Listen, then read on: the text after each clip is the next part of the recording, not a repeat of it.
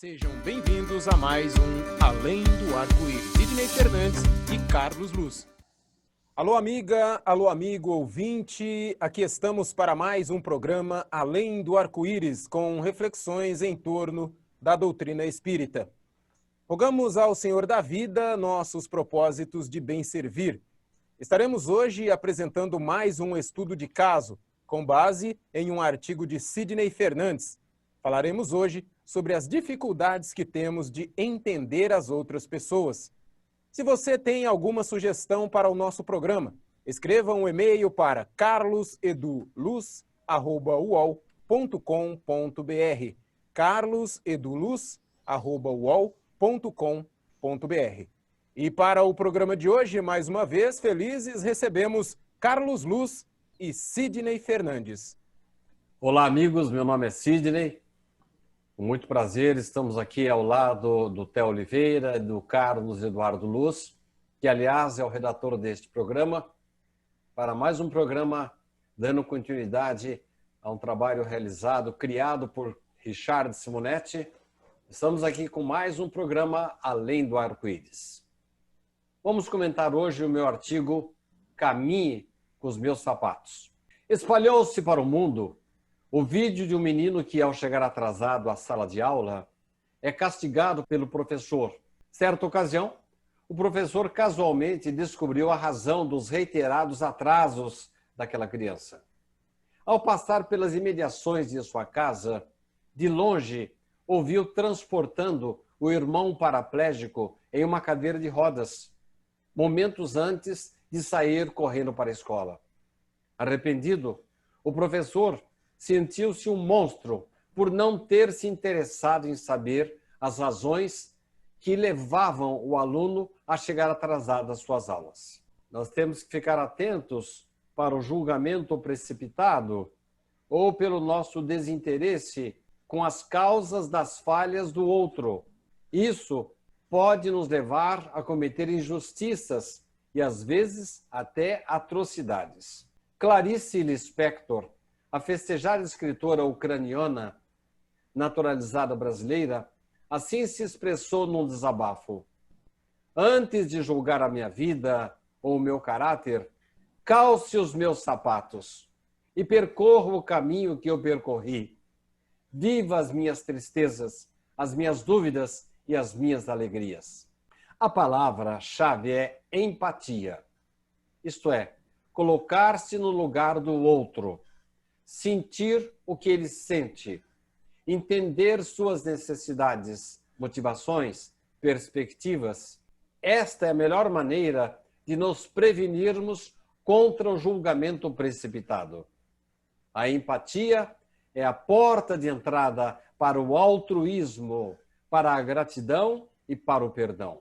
A essência do ensinamento evangélico, com a imensa sabedoria do Cristo, antecipou em milênios os modernos compêndios de psicologia e já nos convidava a colocarmos-nos no lugar do outro e a caminhar com seus sapatos em autêntico exercício de empatia. Fiquemos com a expressão de Emmanuel quando nos adverte diante de julgamentos apressados. Não lhe conheces a história desde o princípio e não percebes agora a causa invisível da dor que os degrada. Carlos Eduardo Luz. Fico em dúvida quanto à motivação do Evangelho para não julgarmos o semelhante, Carlos. É interessante, viu, Sidney? Essa questão que o Evangelho fala é exatamente dentro do tema do seu artigo, né? O motivo é porque não conhecemos as experiências da vida daqueles a quem julgamos. Então a gente imagina, não, eu nunca faria isso, mas a gente não vivenciou a vida daquela pessoa, a gente não sabe por que aquela pessoa está agindo daquele jeito. Né? O professor, por exemplo, do artigo, eu nunca chegaria atrasado na aula, eu sempre que eu cursei meu curso, eu nunca chego atrasado. Agora esse menino está chegando atrasado, é que o menino tinha um irmão, né, paraplégico para ele transportar. Então, a gente não conhecendo a experiência do outro, não conhecendo, já que a metáfora é o sapato, a gente não conhecendo onde o sapato aperta no outro, a gente não tem condições para julgar a atitude das pessoas. Carlos, aconteceu uma exposição que percorreu o mundo. Ela chegou a vir ao Brasil. Era uma espécie de caixa de sapato em que as pessoas colocavam um fone de ouvido, ouvia as impressões, os depoimentos de certas figuras da história mundial, e a pessoa colocava os seus sapatos e durante alguns minutos percorria o espaço, e aí ela se inteirava tanto dos relatos deles, como também de como eram os seus sapatos, metaforicamente, dando à pessoa a oportunidade de colocar-se no lugar do outro. Mesmo a gente vivendo ao lado de uma pessoa durante décadas, mesmo assim, a gente pode correr o risco de não conhecê-la? Sidney, sabendo da reencarnação, com certeza os 50, 80 ou até 100 anos de convivência não são nada, nada, perto das inúmeras vidas nas quais as pessoas vivenciaram experiências das quais nunca imaginamos que tivesse acontecido. Então a gente olha por uma janela de uma vida, de uma encarnação, isso aí, a individualidade da pessoa, ela segue a eternidade dos tempos, né? Então, uma vida, 80, 100 anos, não é nada perto do tempo da eternidade, né? Da imortalidade. Então, não serve de referência. Para a gente exatamente conhecer a pessoa, a gente teria que ter convivido com a pessoa todas as encarnações que ela vivenciou, e isso aí é impossível, né? Parece que o povo tem uma expressão interessante, né? A de que o macaco fala mal do rabo do outro, mas ele não vê o seu próprio rabo, né? Então vem uma nova pergunta, Carlos. Quer dizer que nós nunca temos capacidade de julgar? Falar em nunca ter capacidade de julgar, eu não diria que não. Mas só que com uma condição: julgar os outros, não. Mas julgar a nós próprios, sim. Né? As experiências vivenciais que tivemos podem e devem ser pesadas na balança de nossa consciência. É com esse indicador que temos a visão de nossos progressos em termos de conhecimentos morais, bem como intelectuais. Então aí vai uma quebra de paradigma, né? A gente evoluiu no reino animal, e ali a nossa autovisão de fortes, poderosos, que vencem qualquer desafio, é uma visão importante nossa.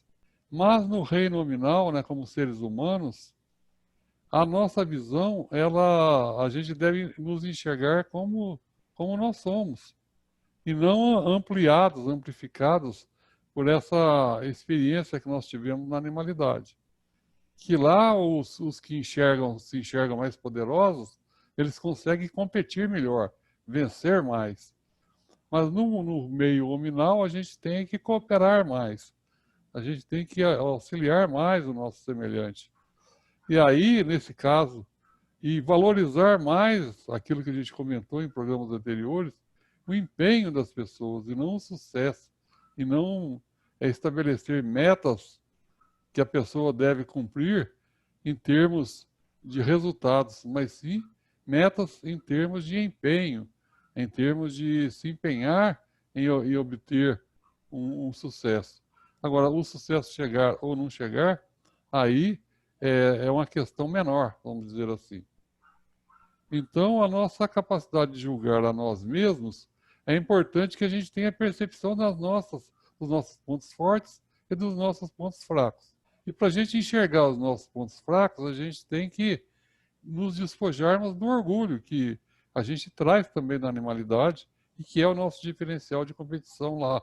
Aqui, olharmos as nossas imperfeições, e mais que isso, enxergarmos as nossas imperfeições, enxergarmos com alegria, porque é uma oportunidade que nós estamos tendo de nos modificarmos, de fazermos melhor. E então, embora a nossa autoimagem ela decaia, ela decresça, a nossa autoestima pode subir, desde que nós tenhamos como propósito aprender através do bem servir. Você falou em autoestima. E se esse julgamento, essa, abre aspas, condenação, vier da nossa própria consciência? A gente dá uma paradinha ao final do dia, faz aquela análise, aquele balanço, e chega à conclusão de que errou mesmo. Isso aí não pode derrubar a nossa autoestima e nos impelir ao desânimo, Carlos? É muito bem formulada a questão, Sidney. Se percebemos nossos enganos aumentados pelas lentes do nosso orgulho, a resposta é sim. Mas se já tivermos internalizados os valores ensinados no Evangelho de Jesus, ao contrário, ao percebermos nossas fraquezas, veremos nisso oportunidade de nos modificarmos. E essa humildade que a gente precisa adquirir para enxergarmos nossos defeitos, sem derrubar a nossa autoestima, ela vem exatamente do nosso exercício de fraternidade, né, de perdoar as pessoas. Se nós treinarmos, perdoarmos as pessoas sempre, nós vamos aceitar o erro das pessoas como uma coisa natural. E aí o que vai acontecer? Nós vamos aceitar também os nossos erros como uma coisa natural. Nós teremos possibilidade de exercitarmos o auto-perdão. E aí a nossa autoestima não vai para o ralo, literalmente, né? Então nós percebemos a nossa imperfeição e a gente vai falar, oba, percebi essa imperfeição, vou me empenhar em me fazer melhor. É uma oportunidade de melhorar, é uma oportunidade de enxergar uma coisa que nós temos dificuldade em enxergar. Uma outra citação do Evangelho é aquela que nós enxergamos um cisquinho no olho do outro e não enxergamos uma trava no nosso olho. Essa distorção óptica vem da linha evolutiva que nós passamos, né? Nós fomos treinados na animalidade a enxergar pequenos os nossos defeitos e a enxergar grande o defeito alheio. E a maneira de corrigir essa distorção óptica, que ela piora a situação no reino nominal, é exercitarmos a humildade, exercitarmos a empatia, é enxergarmos a realidade com os olhos das pessoas, e assim nós temos capacidade de perdoar as pessoas e aprendermos a perdoar a nós próprios. Carlos, eu entendo muito bem o que você está falando, e a linha da nossa conversa aqui é a tolerância, o entendimento, mas se a sociedade não traça metas e está sempre colocando panos quentes naqueles que erram, ela vai ter condição de evoluir? Essa proposta, ela tem fundamentação no Evangelho de Jesus? Sidney, a resposta é sim. Quando lemos no texto ensinado por Jesus que facilmente percebemos um cisco no olho do outro, mas não uma trava nos nossos olhos, isso demonstra a grande dificuldade que temos de identificar nossos erros e assim dificultando a eliminação deles do nosso patrimônio de imperfeições, né? Então, e essa questão de colocar metas, devemos colocar, vamos imaginar que a pessoa que tem alunos, a pessoa que tem colaboradores que trabalham, né, sob a sua liderança, ele pode colocar metas, mas metas em termos de empenho, né? Você vai procurar atender 10 clientes por dia, 20 clientes por dia, né, fazer 20 visitas aos clientes por dia. Agora, não vender tanto, né, porque isso aí gera um ambiente de competição e degrada, né? Isso aí pode funcionar até por um tempo curto, mas em médio e longo prazo não se sustenta. A própria saúde das pessoas que vivem num ambiente de alta competição são pessoas que têm infarto aos 40 anos, que têm uma degradação do sistema cardiovascular, né, enorme, devido ao grande esforço de competir entre iguais, né, para atingir mais e mais metas em que o objetivo é atingir a meta. Né? Lembrar, em programas anteriores, a gente falou que o objetivo é o aprendizado. Né? Então, termos meta é uma maneira de programar, uma maneira de fazermos projetos. Mas o cumprimento das metas, ela não pode ser em termos de resultados objetivos, e sim em termos de esforço em conseguir esses resultados. Se a pessoa se esforçou, se empenhou e não conseguiu, não conseguiu. Né? A gente tinha antes, nas universidades, nos cursinhos, né, os professores falam, vocês são carbono. O carbono, ele comprimido, ele vira diamante, comprimido a uma pressão enorme. Quanto mais pressão comprime o carvão, ele vira diamante. Então, a diferença entre o carvão e o diamante é a força, a pressão que a pessoa sofre. Você tem que viver num ambiente de competição, um ambiente de pressão. É uma coisa que, hoje em dia, os jovens não estão mais indo nessa linha, e os bons cursinhos, as boas escolas, a boa pedagogia não recomenda mais isso. Né? A gente tem que viver com qualidade de vida melhor. E a qualidade de vida, ela exclui esse tipo de competição predatória, absurda. Né? Ô Carlos, você está falando aí em termos de condescendência. Eu acabei de ver num noticiário que um diretor de um organismo de jovens e adolescentes, ele está sendo acusado de castigar muitos jovens. Então a gente de longe está havendo uma fiscalização para coibir. Agora, usando a metáfora do programa de hoje, Carlos, eu estou entendendo que você está sendo dentro da linha do programa, que é colocar o sapato do outro. Estamos aí partindo para a linha da condescendência. Eu vi há poucos dias, aliás, ainda hoje, eu assisti a um noticiário em que um responsável por um organismo de correção de jovens e adolescentes está sendo acusado de ser extremamente severo com eles. Mas se você for se colocar no lugar dele, em que ele está administrando um grupo de adolescentes criminosos que roubaram, que mataram, talvez a gente não possa ser assim muito bonzinho. Então, essa linha de condescendência, inclusive com relação a políticos que desviam dinheiro, verbas públicas, inclusive da saúde, se achar que o erro é normal, não havia uma distorção de nossa visão sobre o erro, Carlos? Essa percepção do erro, né, que tem que haver a punição, é uma herança da animalidade que nós trazemos, conforme a gente comentou. Né? Então, mas sobre essa questão que você falou, né, da prisão, né, aliás, da prisão não, do centro de recuperação de jovens, né, em conflito com a lei, existe um filme que eu lembro que eu assisti, muito importante, e tinha uma prisão nos Estados Unidos que era a prisão mais problemática. E nesse filme, então, o governador, era uma prisão, né, estadual, ele chamou um especialista lá para ele para ele resolver o problema da prisão. E aí ele entrou. E a maneira dele entrar na prisão, ele falou, eu quero conhecer a intimidade dessa prisão. Ele entrou como prisioneiro. Foi simulado uma situação que ele foi levado para a prisão e ele ficou lá. Então lá ele passou por todas as situações, inclusive ficar na solitária e tudo mais.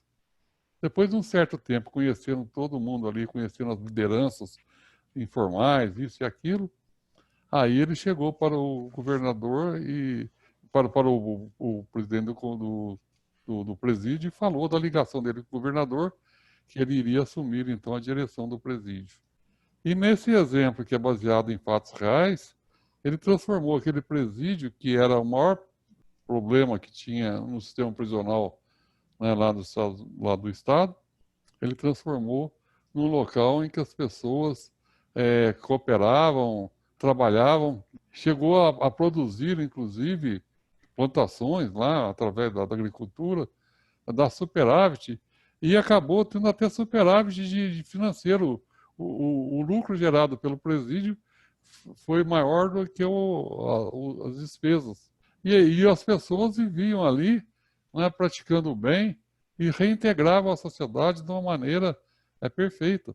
E aqueles que eram mais revoltados, aqueles que tinham mais conflitos, foram os que tiveram o melhor resultado.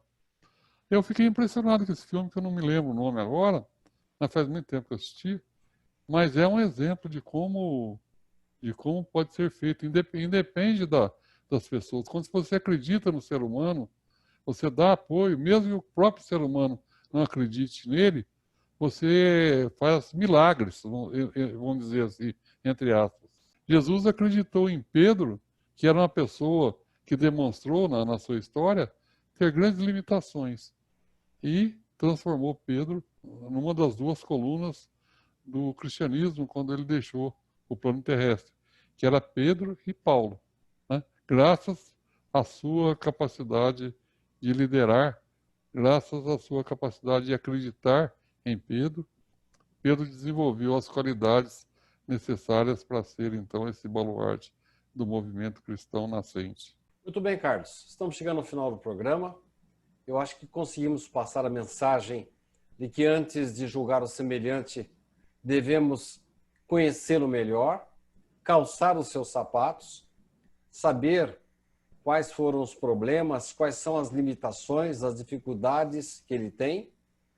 E você cita no seu texto, Carlos, que lendo a biografia de espíritos evoluídos que encarnaram na Terra, nós vamos perceber a paz e a tranquilidade interior que eles sempre mantiveram, mesmo em situações de grande adversidade. Agradeço, Carlos, a sua participação, excelente redação do nosso programa, e agora devolvo para Theo Oliveira para o encerramento do nosso programa. Muito obrigado pela sua audiência. Ficamos felizes em tê-los conosco, acompanhando o nosso programa Além do Arco-Íris. Que Jesus nos abençoe e que possamos estar juntos novamente na próxima semana. Fiquem com Deus e até lá. Sejam bem-vindos a mais um Além do Arco-Íris. Sidney Fernandes e Carlos Luz.